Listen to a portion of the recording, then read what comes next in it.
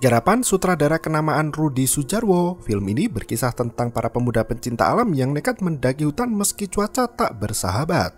Dalam perjalanan itu, berbagai halang rintang diterjang paksa hingga salah satu di antara mereka tak bisa kembali pulang dan dinyatakan hilang. Keluarga besar mengarahkan segala upaya untuk mencari putri kesayangan mereka itu. Naasnya, setelah melakukan ritual, seorang wanita misterius kembali pulang dengan wujud menyerupai gadis yang hilang. Apakah wanita itu benar putri mereka atau jelmaan iblis mata? Berikut ceritanya.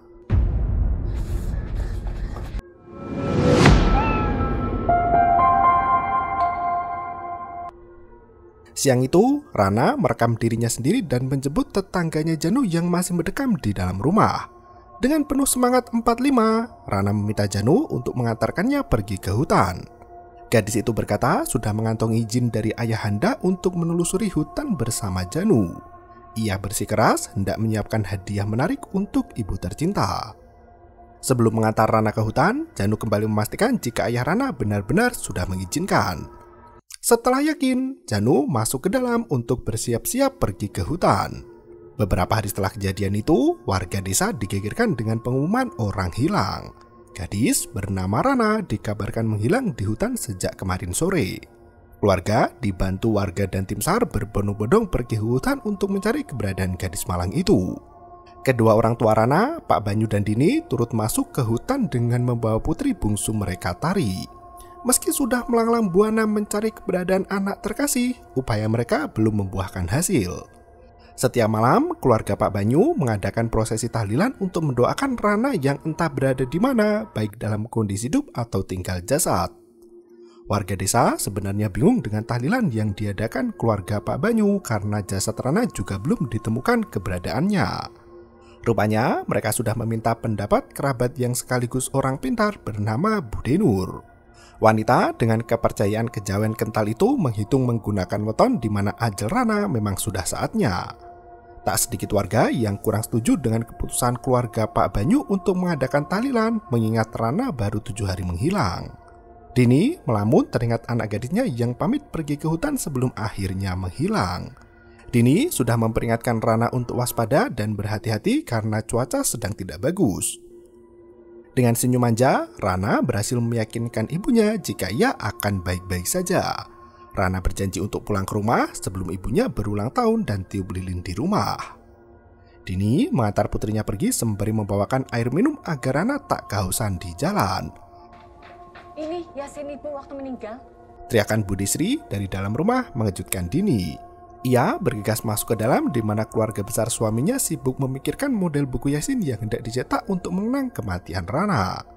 Mereka berdiskusi keras untuk menentukan tanggal kematian Rana yang harus dicantumkan di sampul buku Yasin.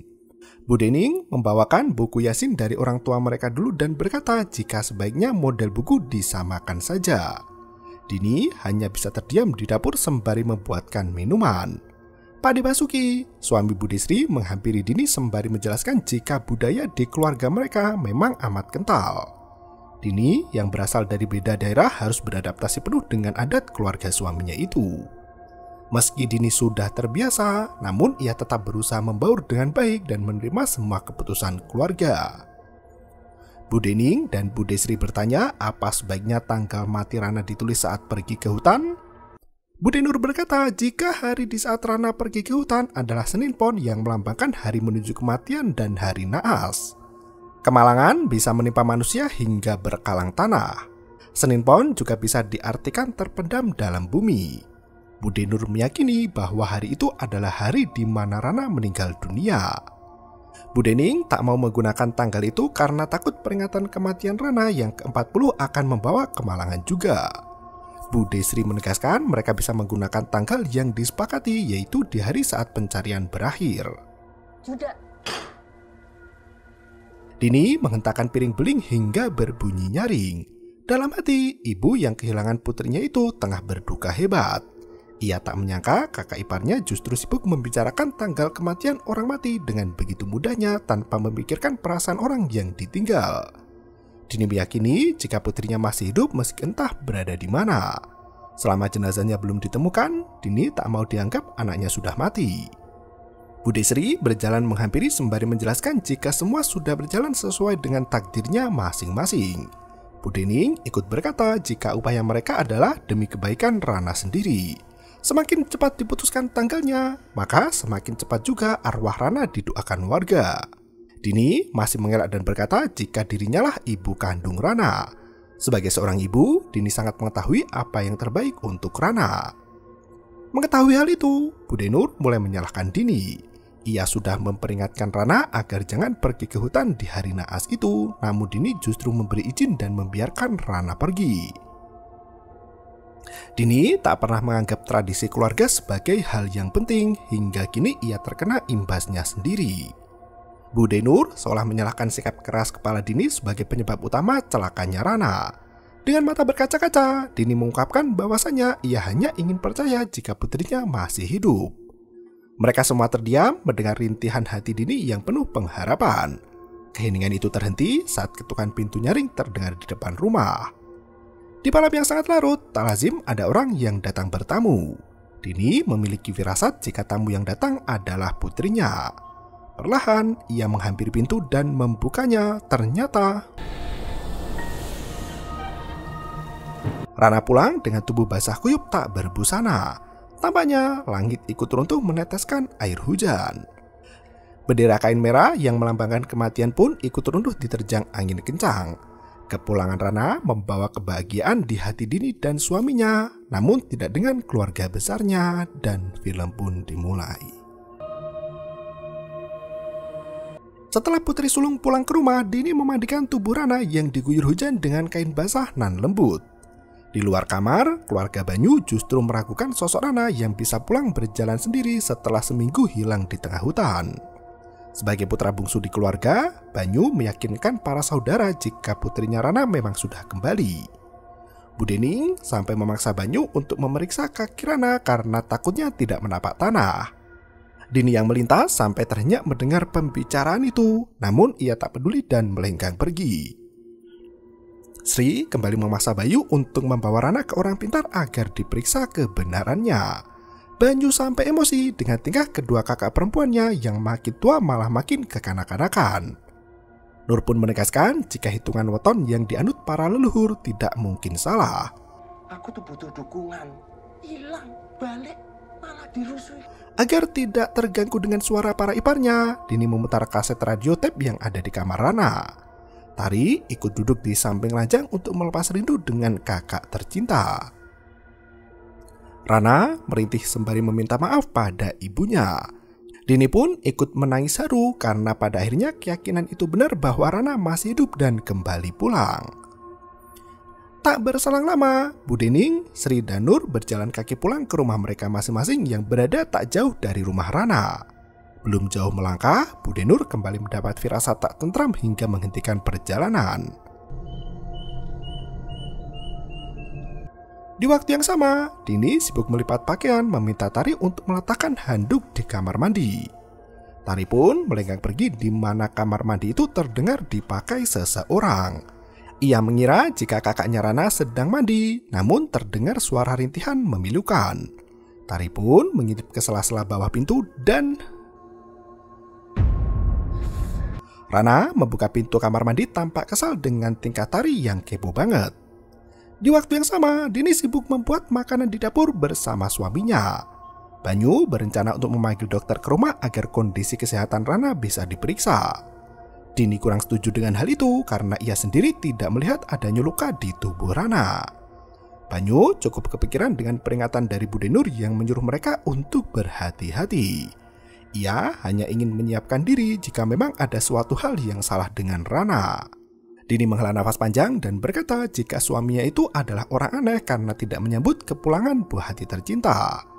Dini sendiri tak terlalu senang dengan kepercayaan kejawen yang berkiblat pada Primbon secara berlebihan.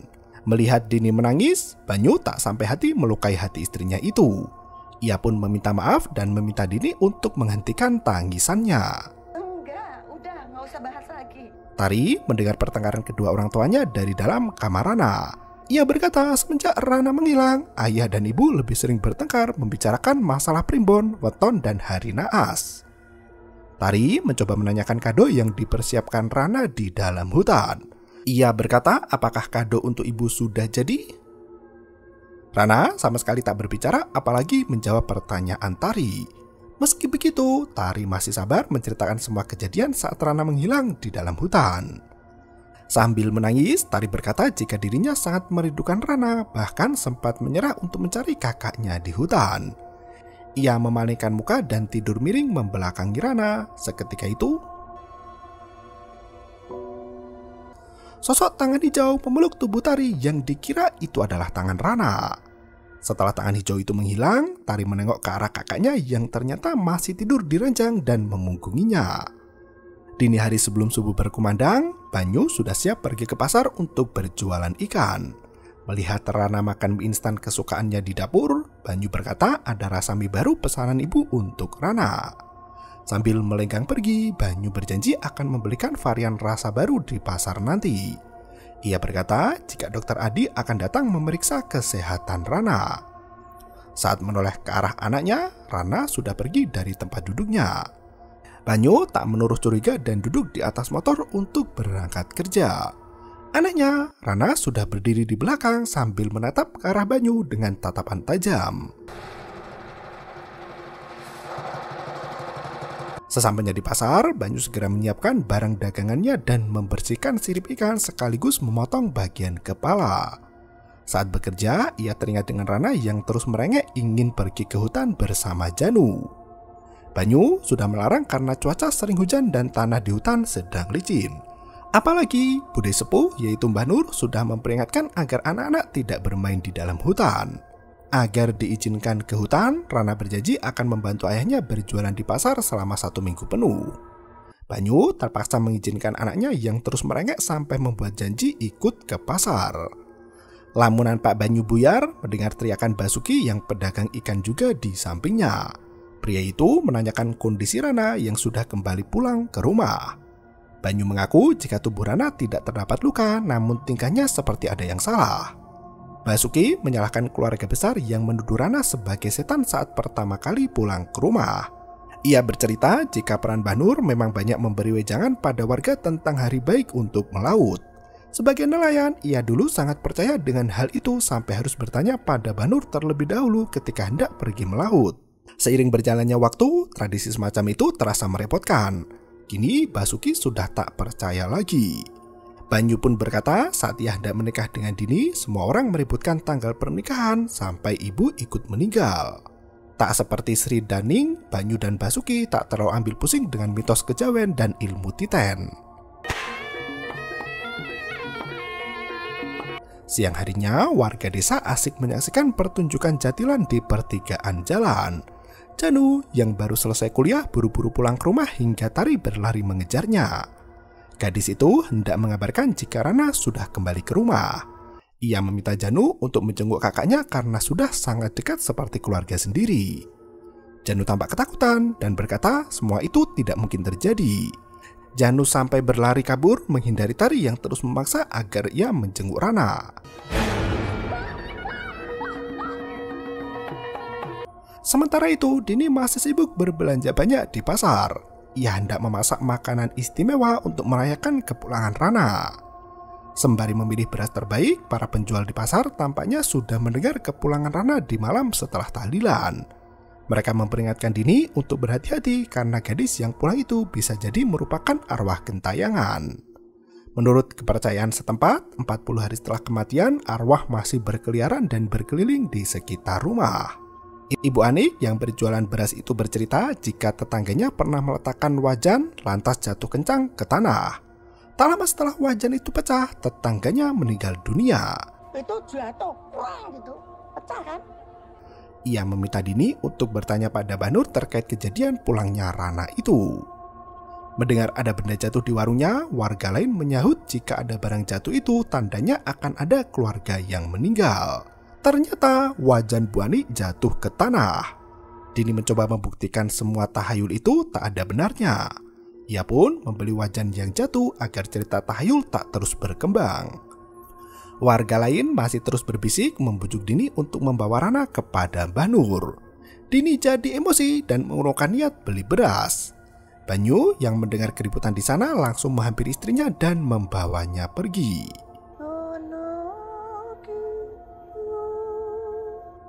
Di waktu yang sama, Mbah Nur melantunkan langgam Jawa di ruang tamu. Ning menyiapkan ramuan bunga-bungaan dengan garam untuk diletakkan di kamar Rana. Mbah Nur berkata jika bunga itu langsung membusuk itu tandanya Rana bukan manusia. Bu Deni langsung menuju ke rumah Rana dan masuk melalui pintu samping. Ia memberanikan diri ke kamar Rana yang tampak kosong dan lengang. Bu Dening meracikan bunga itu ke kolong ranjang Rana hingga tiba-tiba Bu Dening. Rana meminta budenya untuk mengepangkan rambutnya. Sri bercerita tentang primbon Mangku Prajan di mana Rana lahir di hari Sabtu dengan unsur tanah yang sangat kuat. Rana menjadi anak yang istimewa dan disukai banyak orang. Saat Sri hendak mulai mengepang rambut, ia menjerit ketakutan melihat belatung menggeliat tepat di ubun-ubun Rana. Wanita itu lari pulang dengan penuh tangisan hingga membuat Sri keheranan. Ning berkata jika ia menemukan ulat belatung di ubun-ubun Rana yang ternyata kulit kepala gadis itu telah membusuk. Sri ikut terkejut mendengar cerita dari kakaknya itu. Ning mengungkapkan sejak Rana menghilang, burung kedasih yang ada di depan rumah Banyu tak pernah berkicau lagi. Menurut kepercayaan pribon, hal itu adalah tanda adanya kepaten atau kematian. Tak berselang lama, Basuki kembali pulang setelah seharian berjualan di pasar. Ia menasihati Ning dan Sri untuk tidak meragukan keberadaan Rana, apalagi sampai menuduh gadis itu adalah setan. Malam harinya, Janu masih bertahan di perpustakaan kampus agar bisa segera menyelesaikan studi. Semua orang sudah pulang dan hanya ada Janu sendirian di sana. Lampu yang menyala redup mulai berkedip dan terpejam di mana sosok Rana muncul tepat di ujung lorong buku. Lampu itu tak berhenti berkedip seiring sosok Rana yang semakin mendekati Janu. Pemuda itu memberanikan diri menoleh ke belakang namun sosok Rana sudah menghilang seketika itu. Rana seolah hadir di sisi Janu dan kembali menghilang begitu saja. Di tempat lain, Sri dan Basuki sudah tidur di kamar sementara Ning sibuk membaca buku di ruang tamu. Sri tidak menyadari jika tubuhnya terbang tinggi di atas ranjang. Mbah Nur merasakan ada hawa tak tentram dan beranjak dari kamarnya. Ning yang duduk sendiri dihampiri sosok jin tinggi besar yang sangat marah padanya. Sementara Sri dibawa oleh hantu anak kecil yang memeluk tubuhnya dengan erat. Mbah Nur melenggang dari kamar di mana bayangan cermin tampak tetap duduk di sana. Melihat kondisi Ning yang wajahnya miring dan jatuh pingsan, Mbah Nur segera menolong adiknya itu. Ia memeluk tubuh Ning dan membimbingnya untuk membaca doa. Nur mengungkapkan bahwa roh jahat yang dibawa Rana sudah mulai menyerang. Sementara itu, Sri kejang-kejang dalam tidurnya hingga Basuki kewalahan membangunkan istrinya sendiri. Untungnya, Sri berhasil bangun dari mimpi buruk itu dengan bersimbah keringat. Pagi harinya, suara gagak hitam sudah bersahutan di sekitar rumah Rana. Sri memberanikan diri menyelinap masuk ke rumah Rana untuk memeriksa kembang di kolong ranjangnya. Belum sampai kamar, Sri sudah menemukan kelopak bunga yang membusuk di lantai. Mengetahui tak ada siapapun di sana, Sri bergegas masuk ke kamar Rana dan mengintip ke kolong ranjang. Sesajen di atas nampan itu terlihat telah membusuk dan berbau menyengat. Saat ia hendak mengambil sesajen itu, Banyu pulang ke rumah dan memergoki Sri di sana.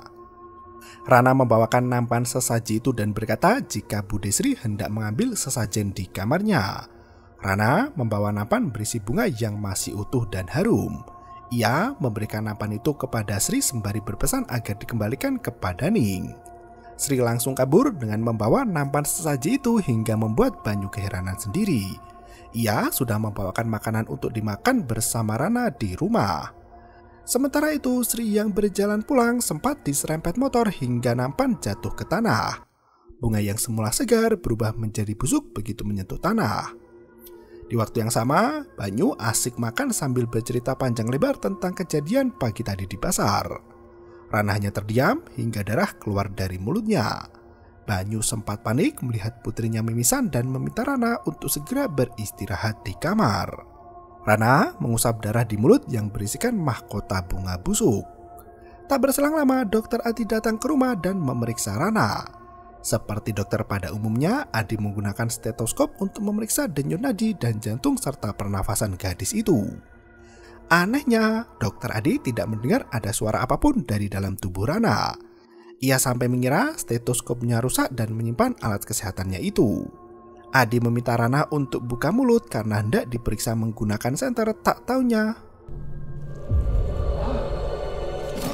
Adi langsung terkesiap melihat banyaknya belatung yang hinggap di dalam mulut Rana. Dokter itu langsung meminta izin ke toilet untuk menenangkan diri. Dari luar, Mbah Nur dan Ning berteriak mengundang Banyu untuk berbicara penting. Dokter Adi yang berada di kamar mandi justru dihantui oleh sosok Rana yang tiba-tiba saja muncul di depan mata. Ia bergegas kembali ke ruang tamu, namun anehnya Rana masih duduk manis di kursi ruang tamu bersama ibunya.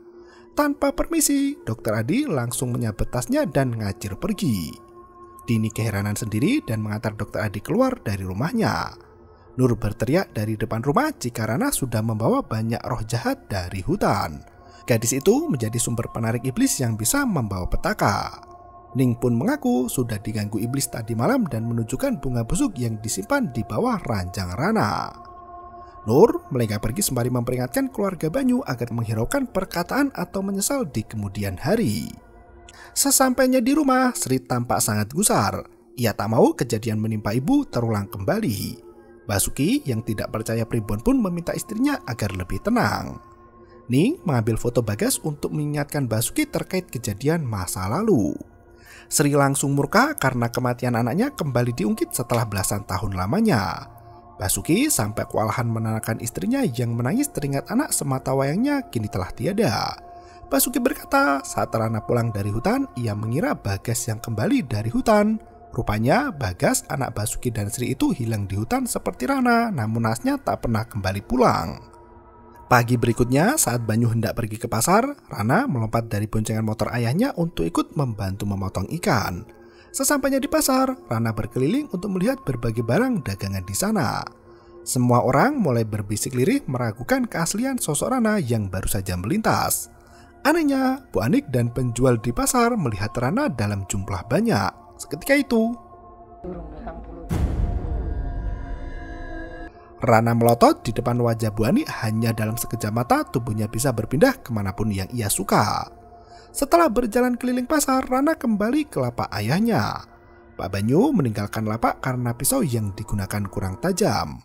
Melihat ada kepala ikan yang jatuh ke tanah, Rana langsung memakannya sekalian dengan isi perut ikan yang hendak dibuang. Siang harinya di rumah, Dini sibuk membuat ketupat untuk merayakan kembalinya Rana.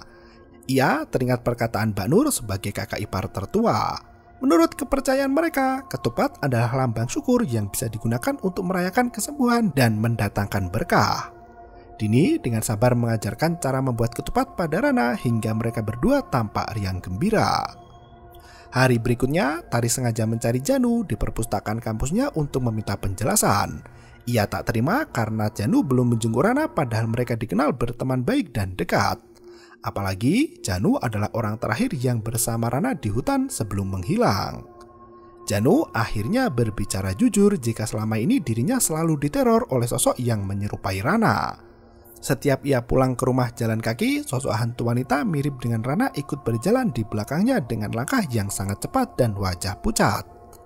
Janu menghentikan langkah untuk memeriksa siapa yang mengikutinya di belakang.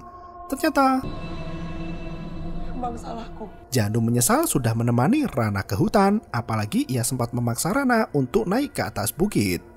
Ia tak tahu jika hari itu adalah hari sialnya Rana. Di malam saat mereka hendak pulang dari hutan, hujan deras melanda desa hingga kabut tebal menutupi pandangan. Janu berlari kencang di depan Rana, sementara gadis itu berusaha keras mengimbangi langkah Janu. Setelah melewati belokan, Janu sempat mendengar suara Rana yang terperosok masuk jurang. Ia menghentikan langkah dan menyadari jika Rana sudah menghilang entah kemana. Janu berteriak memanggil sahabatnya itu, namun ia tak bisa mendengar suara Rana. Janu sempat mencari keberadaan Rana dan menyusuri jalan yang ia lewati sebelumnya. Janu meyakinkan Tari jika Rana yang pulang ke rumah bukan Rana yang sebenarnya. Ia menunjukkan sebuah artikel penelitian yang membuktikan presentase orang hilang di hutan hanya 10% bisa ditemukan. Apalagi Rana sudah menghilang selama 7 hari. Satu-satunya cara untuk menemukan Rana adalah dengan cara diruat. Dengan menahan tangis, Tari bertanya siapa sosok wanita yang kini menjelma sebagai kakaknya. Setelah mengetahui semuanya dari Janu, Tari menangis sejadinya sembari mengingat kenangan manis bersama Rana.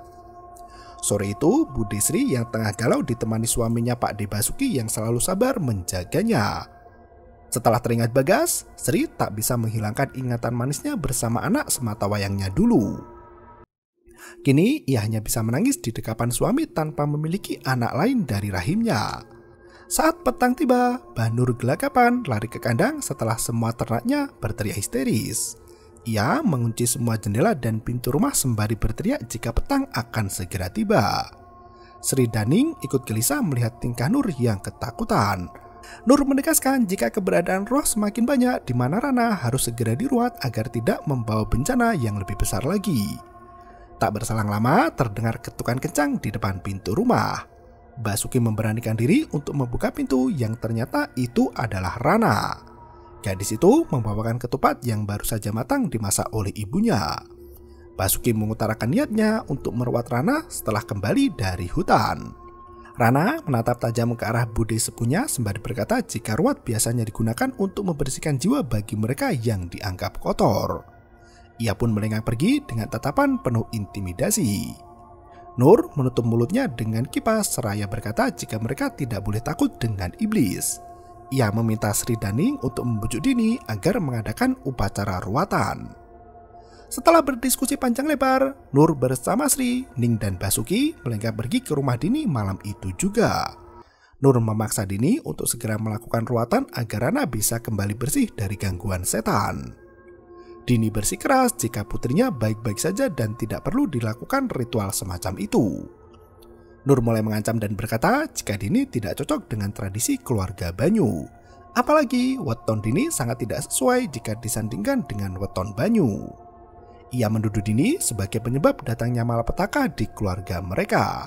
Sejak menikah dengan Banyu, kejadian buruk pun terjadi dimulai dari kematian ibu, Bagas yang hilang di hutan, hingga sekarang menimpa Rana. Di waktu yang bersamaan, Tari baru sampai rumah dan langsung masuk kamar. Rana duduk termenung di atas ranjang sembari menatap ke arah cermin. Meski dirinya ketakutan, Tari tetap menyayangi sang kakak apapun kondisinya. Ia memeluk Rana dengan kuat menyadari pelukan itu akan jadi yang terakhir kalinya. Di luar kamar, Dini bertengkar hebat dengan kakak ipar hanya untuk mempertahankan keyakinannya sendiri tentang Rana. Ia sangat kesal dengan para ipar yang selalu ikut campur dalam hal mengurus anak. Dini menyindir Ning yang di usia tua belum juga menikah apalagi merawat anak. Ning sampai menampar adik iparnya itu yang masih berani mengoceh di depan keluarga.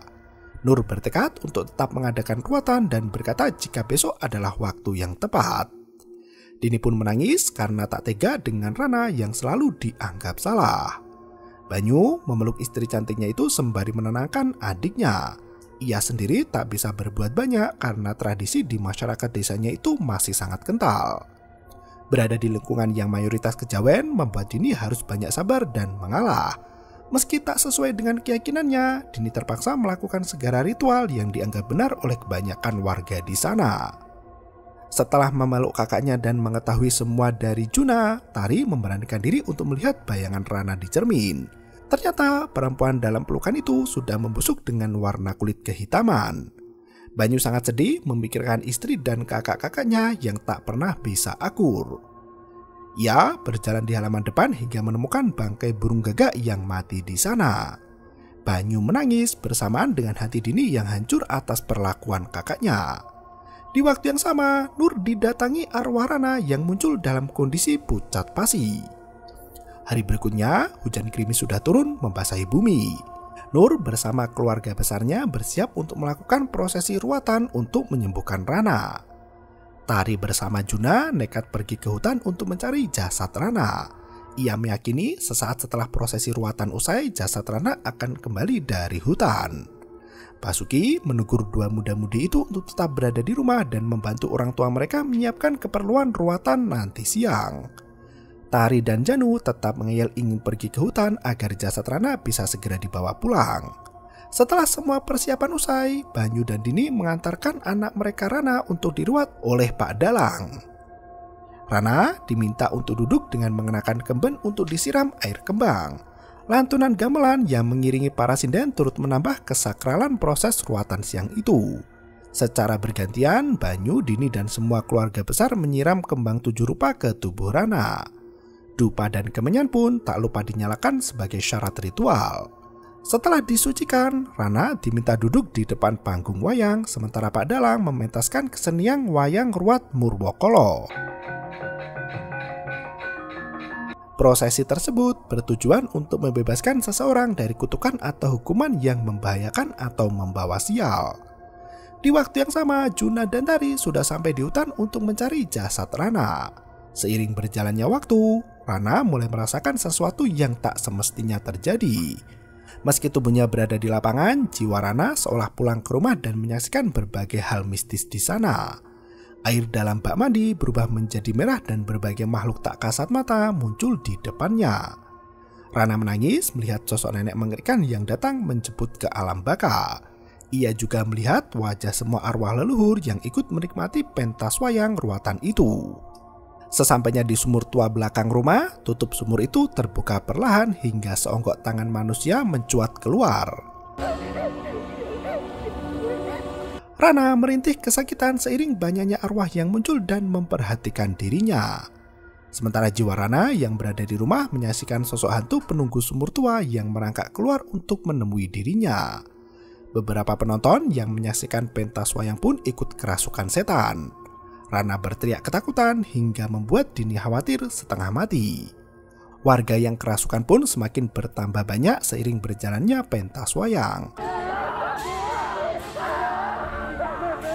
Di hari yang semakin gelap, Tari dan Juna masih menyisir hutan berdua untuk mencari keberadaan jasad Rana. Kabut tebal menyelimuti pandangan mereka berdua hingga Tari terpisah dari Juna. Mereka justru saling mencari satu sama lain setelah sedetik kehilangan arah. Sementara itu,